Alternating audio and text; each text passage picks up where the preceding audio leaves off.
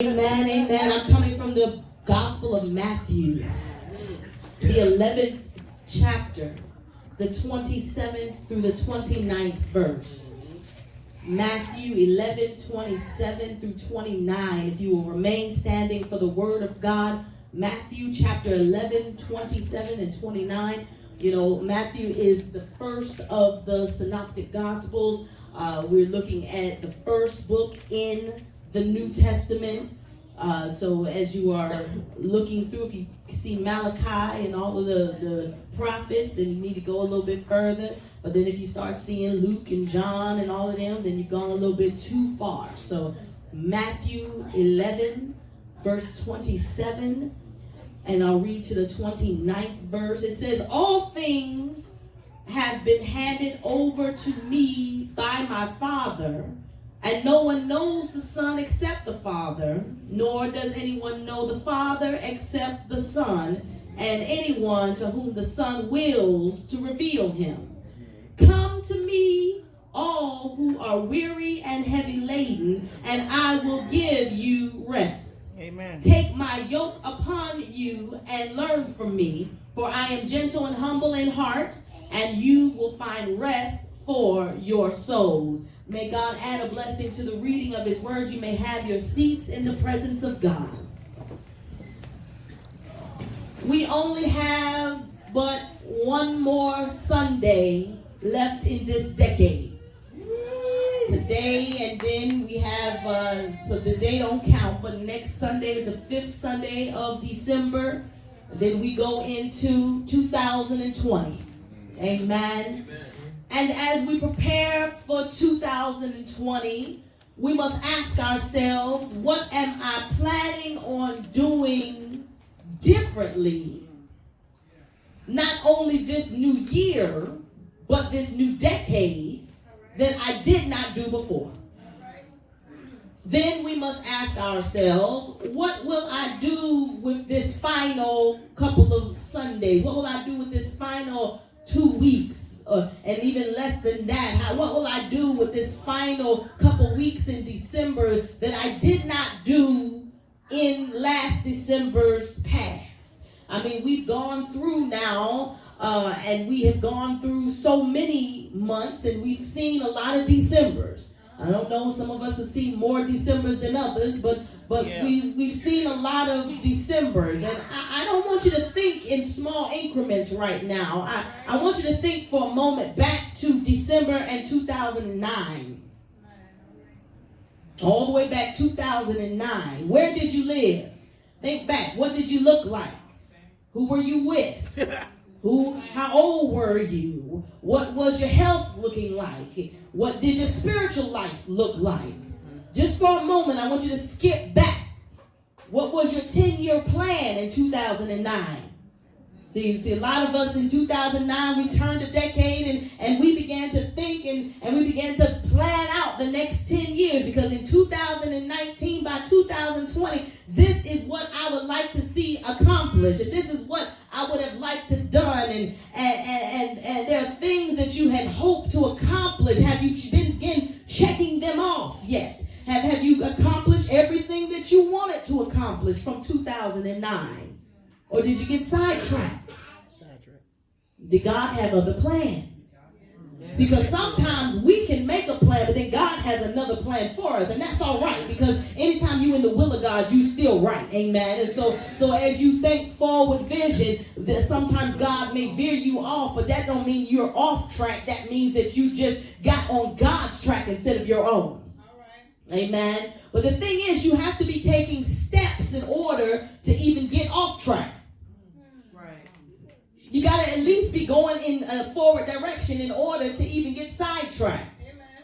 And so I don't want you to get discouraged. Oh man, I got sidetracked. I got to doing something else. Because if it's God's plan that you go that way, then you're still all right.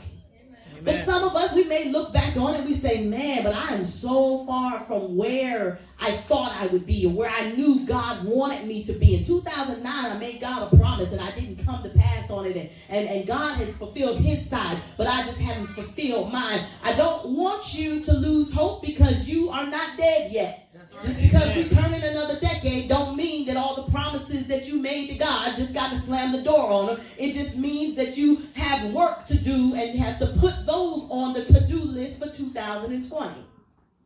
But look back on this now. Think about it. 10 years has passed very quickly, has it not? Yes, it did. You know, as a child, it seemed like the years crept by so slow. After Christmas, I was always ready for summer.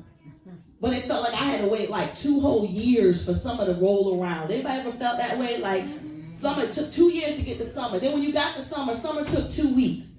Yeah. And then you got 2 weeks of summer break, and then you back in school, and then like you start looking forward to Christmas again. But that's 5 years away. And so 5 years passes, and finally Christmas rolls around again, and then you back to square one. It took so long to get through a year when I was a child. But now that I'm an adult, literally, it's like I celebrate New Year's, and by that time, I'm used to write, I write 2019 for like at least 3 months of the year. I'll stay on the old date, but by the time I get it down that I'm on the new year, it's already Resurrection Sunday. And then now Resurrection Sunday, I just now start writing the new year, right? And then Resurrection Sunday is passed, and it seems like anniversary is right the next week after that. And then right after anniversary, it seemed like we already back to December. And that's 2 weeks later. And so literally the years pass just like that. And I look up and I'm a year older. My hair is grayer. And I'm trying to figure out where all this time went. Anybody feel like that sometimes? Oh, yeah. Everybody ain't gray. I am. I am. Yes, don't get to picking them. For long, you have more gray gone than more black that you have on your head. So you can just have 3 strands left if you get to picking them. So just let them grow on in. I wonder sometime if people were feeling some of this stress when Jesus looked at them and said these words. Come to me, all who are weary and heavy laden, and I will give you rest. Because when I think back on the biblical times, they worked around harvest. Harvest was huge because they worked around when do we plant. That's why there's so many analogies that utilize growing and planting and watering seeds and getting harvest, because that was really, agriculture was huge in their time. And so they understood a time and a season for certain things, and they understood that when you didn't get enough rain and the harvest didn't grow the way you needed it to, it could backlog you, and then you got to hurry up and get everything harvest before you have the turn of a season when it's time for you to start planting. And God forbid something go wrong and one of your animals goes down, or you yourself get sick, or one of your children goes off and leaves you, and so now you can't plant like you want to plant, and you can't grow like you want to grow. And so I believe that it's probably safe to say that as the years were turning, Jesus would have looked at the people and seen them exhausted. For the word that he uses here, weary and heavy laden, is likened to the working until exhaustion. Anybody ever worked that hard before? Yeah. To exhaustion. You work so hard that you expend all of your energy and then you have nothing left. Your body literally shuts down. I experienced exhaustion one time in my life. I know what it feels like to be exhausted. There's I think it's an amino acid called TCP. It's in your muscles. I might have the acronym wrong. Something triphosphate. In any case, it is what gives your muscles energy in order to work. And so what's it called? Yes, that's it. Adenosine triphosphate, ATP. Yeah. So it's in your muscles, and it gives your muscles the ability to work. And I remember I've told this story before. It's so embarrassing because I was on track and field, and I had that trained properly. I was doing the 400 relay. And I think it was just the 400. It wasn't a relay. I was doing the 400, which is one lap around the track. One lap is considered a sprint.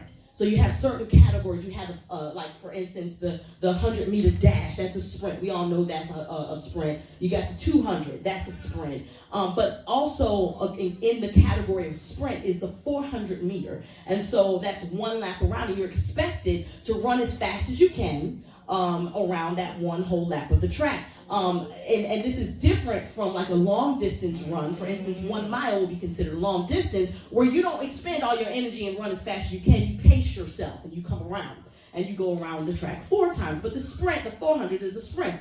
And so I'm training and have trained for this, but I never really trained good. I didn't train well. And so I get to the starting block, say on the mark, set, go, boom, the little thing goes off, and I start running as fast as I can, right? And I get all the way around. I hit the 200, and when you come around on the 200, it's a curve. And so I hit the 200, and I'm on the curve, and I'm leaning into the curve like I've taught like how to do, and I'm leaning in. I get all the way around to the 300.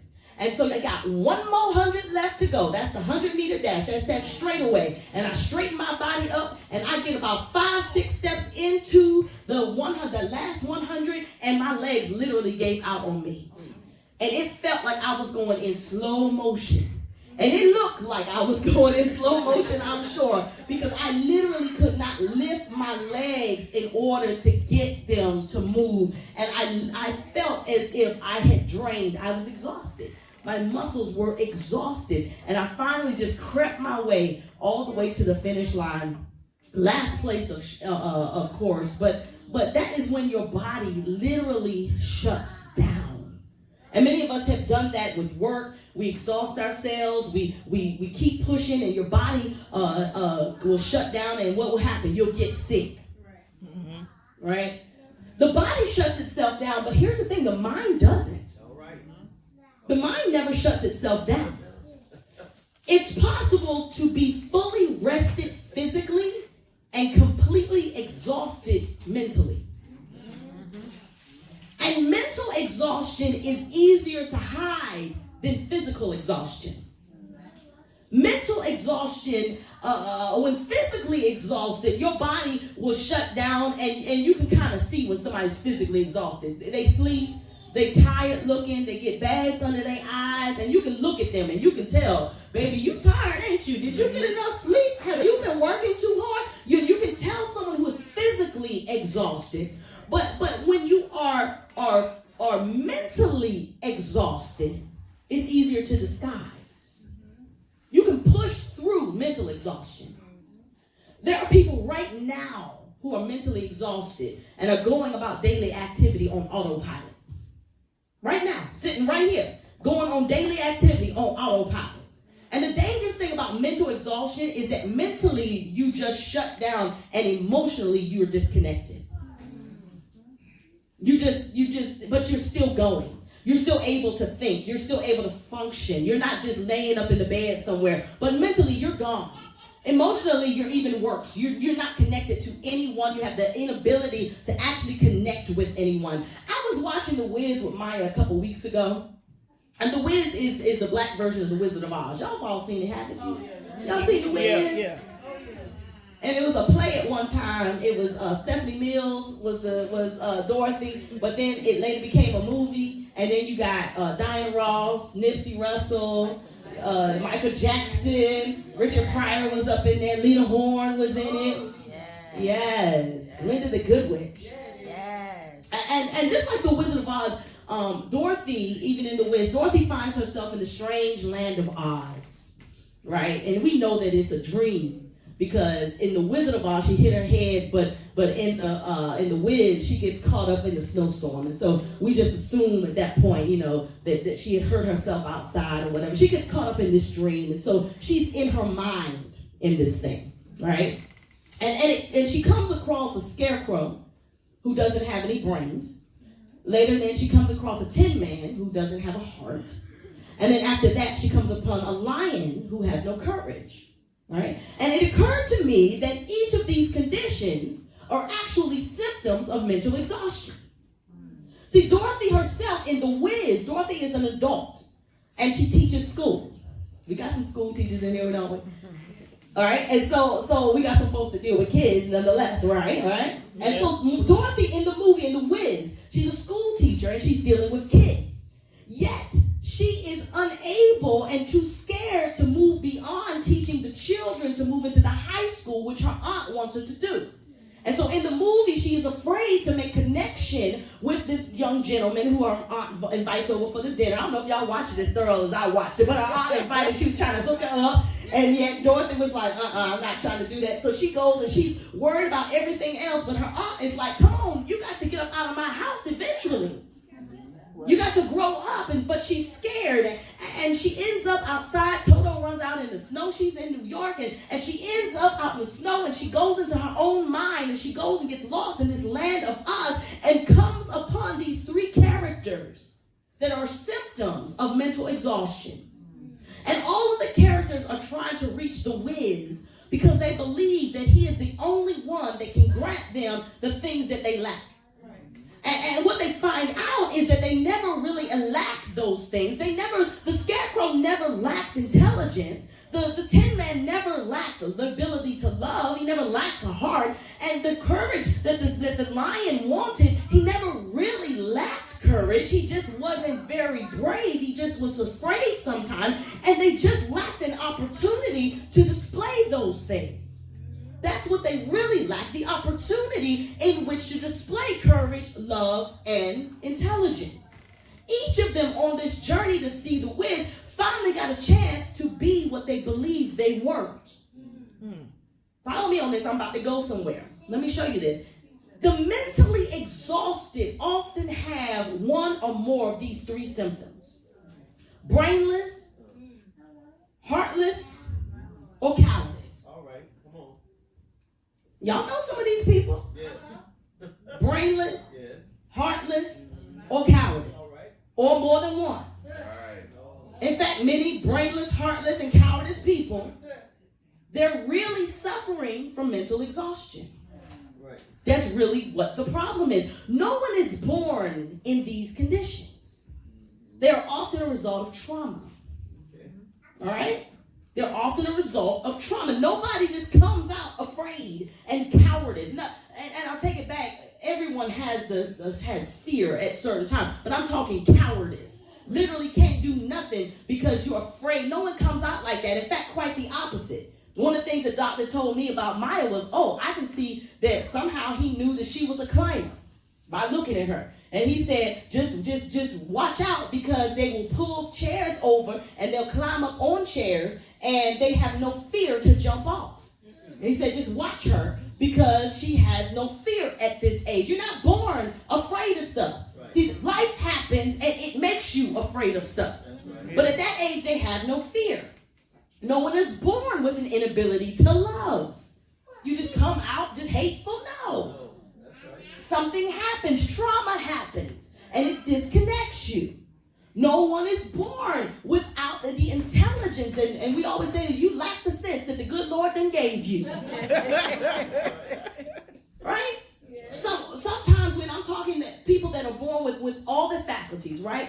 A lot of times what happens, we are told we are stupid. And then because we're told so much that we can't think, that we have an inability to learn, that it's too hard for you. I can see right now you're not as bright as somebody else, and we're compared to other people. Then all of a sudden we get a deficit, and we're no longer allowing ourselves to learn. Why? Because to learn means you must also fail.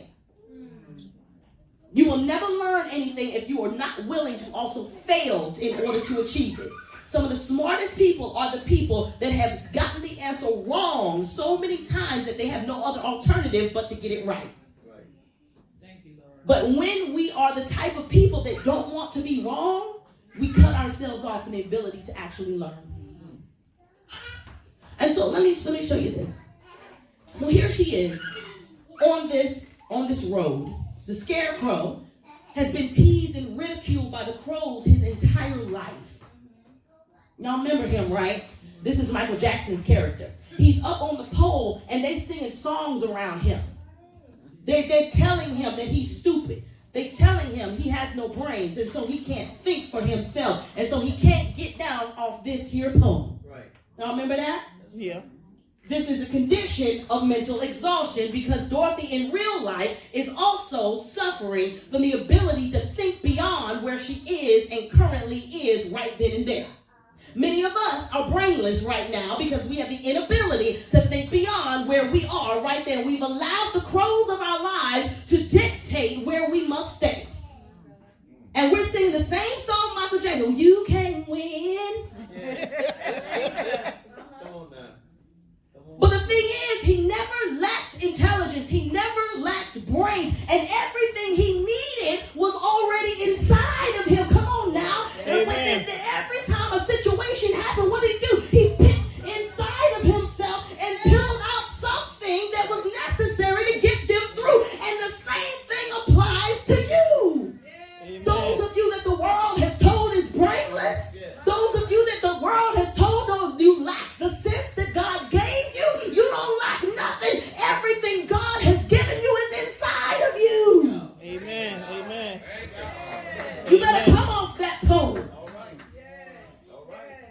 and ease on down the road.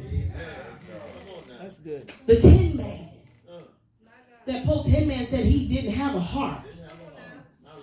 But the thing is, when we got to the Tin Man, when Dorothy found him, he was in an amusement park. And he was beneath his love, Teeny. Now remember? Teeny. A teeny. A teeny. He was a seat cushion for Teeny. And when he got up, he said, I don't have a heart, I can't love. And many of us today ain't nothing but we the Tin Man. I can't love no more. Why? Because you've fallen in love before, but yet you became a seat cushion for whoever it is that you fell in love with, and they abused you to the point where you lack the ability to open yourself up again, so that you are afraid that you'll be hurt again. So you close yourself off and just say, well, I don't have the ability. Heartless. Mental exhaustion, trauma. The lion. The lion had been banished from his kingdom because he was unfit to be king.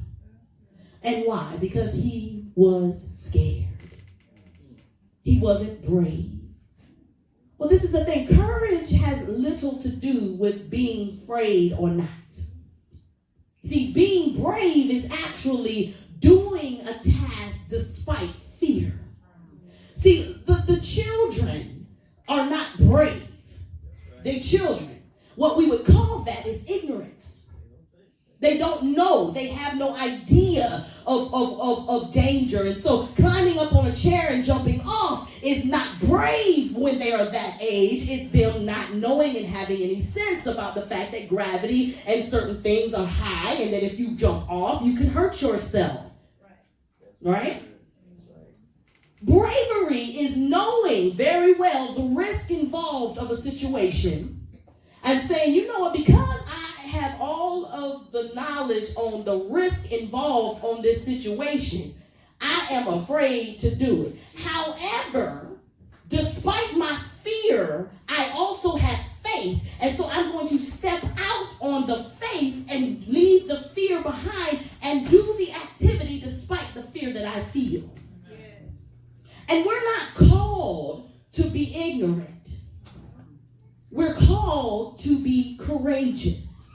Courageous means that you can very well have fear, but yet you also have faith that God is going to get you through it. And the poor lion had been discouraged by his own family and told to get out of the kingdom because he did not act in the way they wanted him to act. And we got a lot of people in here that their families you don't act the way that your family wants you to act. And so you're unfit to be king. You're unfit to be queen. You're unfit. And so you've been banished, but that does not, now we are afraid to even do anything because we're afraid of rejection again. And so the thing is, I'm trying to tell you that you don't lack courage. You just haven't had the opportunity to be brave yet. That's right.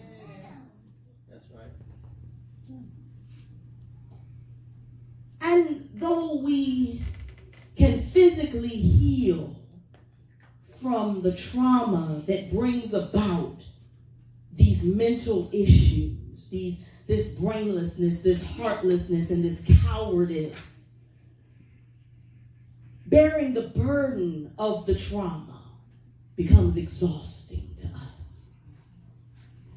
And there are people who are brainless, not because they're stupid, but because they've been told that they're stupid.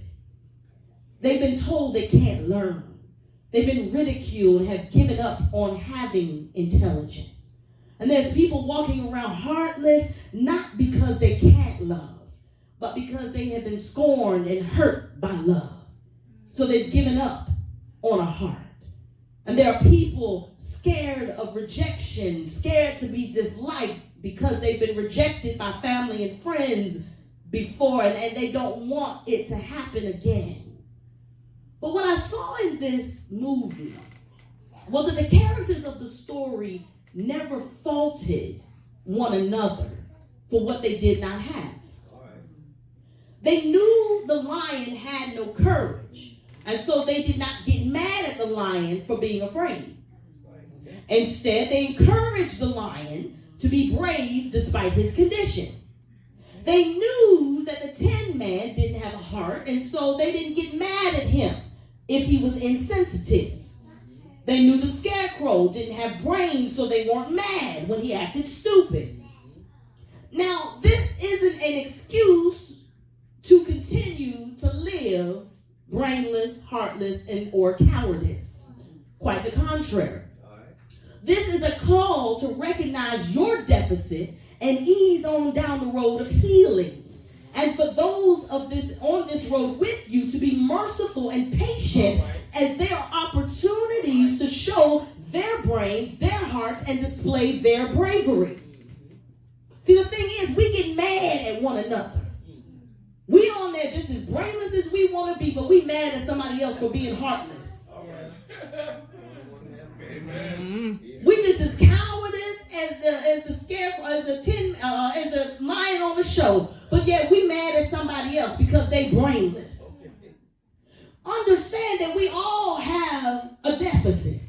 If we've gone through trauma, if we haven't already worked through that thing, that if we're on this road, that we all have a deficit, and there's a trauma that's gone on, and so there's mental exhaustion because the weight of the trauma has become exhausting to us, and so the little song says, ease on down the road. See, the thing is, we should be able to look at someone else and see they're easing along with me.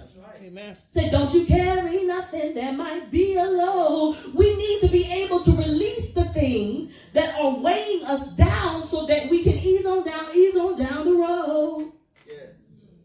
But we have to be willing to let go of what is weighing us down. That is why Jesus says, take his yoke and learn from him. That is why Jesus says in the scripture that he promises rest. And what is the rest for? Our souls. See, it doesn't say I promise your body rest. It doesn't say I'm going to promise you that you don't have to get out into the field no more and pick no more and plant no more. He doesn't say that. He says, I promise that I'm going to give your soul rest. Rest for your weary soul. So God is not talking about rest for you physically. He's talking about a spiritual rest, a mental rest, an emotional rest. And the thing is, we think that we are doing ourselves a service by continuing to carry these burdens. Well, it's just me. It's just who I am. But God is saying you need to release the burden, lighten the load, and get about your healing. They were all looking for the yellow brick road. They were all looking for the way to the winds. And the thing is, the winds was a sham to begin with.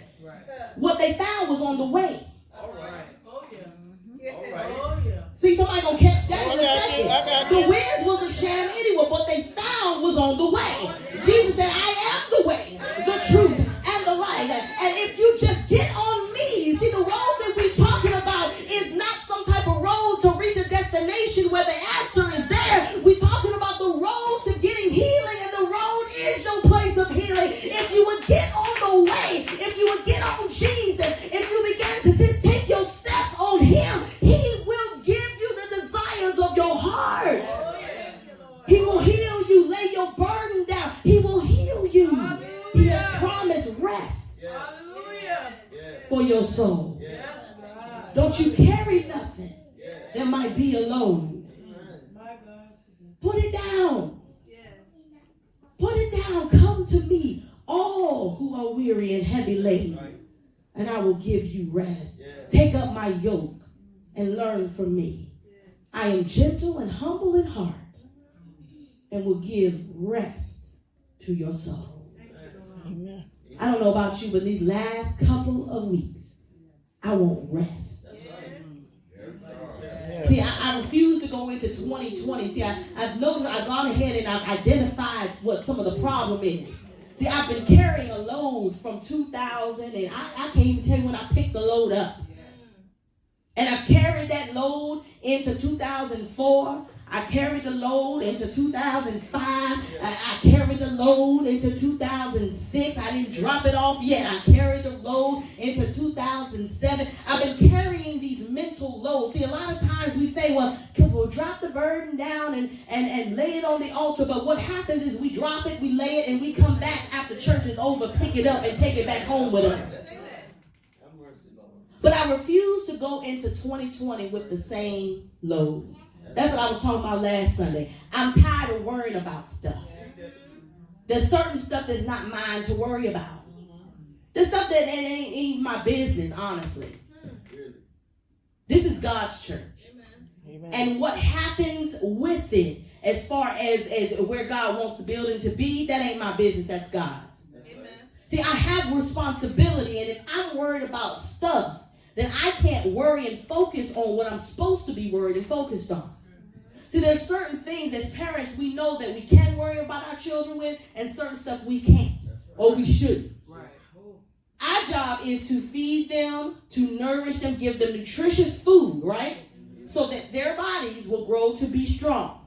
We cannot be concerned that if we do our part, we can't sit up worrying day in and day out. Well, I wonder if she okay. I'm going to take her and get a CAT scan just in case. She ain't showing no symptoms, but I'm still going to see if everything all right. What in the world? If I'm doing the right thing, if I've gone ahead and given her nutritious food, I'm giving her water to drink, I'm making sure that, all of these things, and she ain't showing no symptoms, well, I got to believe that God is handling what God said he'll handle in her body. Amen. And until the things start to show symptoms on the out, until there's something wrong, then there's no need to worry over, because you sit up there worrying about something that is just going to clog up your mind. Stop worrying about stuff that's not yours to worry about. There's some stuff that's your responsibility, and there's some stuff that simply is not.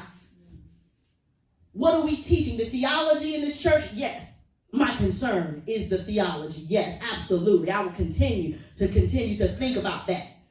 Well, how are we treating one another? Oh, yes, absolutely. I will continue to think about that. But where the building is and all of that, no. How many people showing up on a Sunday? No. No. Because if you don't show up, a host of angels already said that they will. So, amen. So all of that. There's certain things that's mine to worry about, and certain stuff that's not. Yeah. Amen. And I've determined that in 2020, if it's not mine to worry about, I'm not taking the burden over the new year. Amen. I'm not taking it. It's not mine. Some of us, we hold on grudges that ain't our grudge. You mad at folk that didn't do nothing to you, but you mad at them. That ain't your grudge. Let that thing go. You holding on to it for nothing. Because chances are the person didn't ease on down the road themselves and they done. But yet you still mad. Let it go. Them folk at your job, let them go. Let them folk go. Stop worrying over them. How so-and-so gonna do this, so-and-so gonna do that. Let it go. Not yours. Worry about your stuff. Your stuff. Somebody else is healing. They're adults. I'm not talking about your children. I'm talking about adults. Some of us, we carry the burden of parents. We carry the burden of grandparents. We carry the burden of aunties and uncles and what I know they need to come to Christ. And it's wonderful to have a heart for them and to pray for them. But don't you concern your life and end up missing out on God for yourself because you so concerned with their salvation. They have to work their stuff out on their own. Right. Let them go. Give them to God. Now, I'm not talking about the children. Your babies, under 18s, talk to them, minister to them, and your 20s and all, minister to them. But I'm talking grown folk. Yeah. Grown folk. We let grown folk leech off of us too much.